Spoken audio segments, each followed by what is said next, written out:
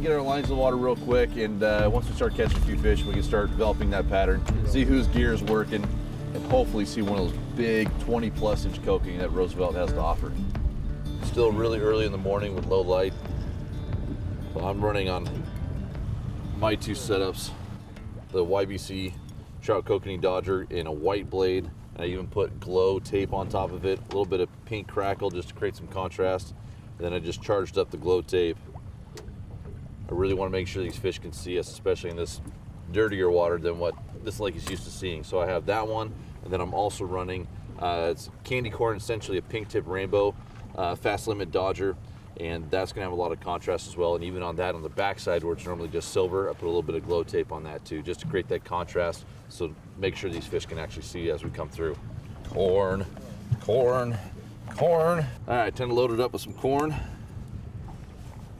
I made two different flavors here, one orange one pink one, and I just used the powder dye, the Procure powder dye. I like those powdered dyes just because they're so strong, they're so potent, so it really adheres to the corn better, to your bait. And then in this orange one, I added some fish nip, which is essentially a tuna-based bait, and then a little bit of anise as well. But to firm it up, I used the Kokanee Killer Corn Magic, which is salt-based, so it'll help firm up that corn. Austin said he's been running a really long leader, so you guys know me, I'm gonna try something different. So I ran a really short one, about 8 inches. And then I put a wobble glow in front of my hoochie here from Fishfield. And that wobble glow, I even pinned it about a 1/2 inch to 1 inch in front of the hoochie. So what's gonna happen, theoretically, is that wobble glow is gonna give even more action to that hoochie.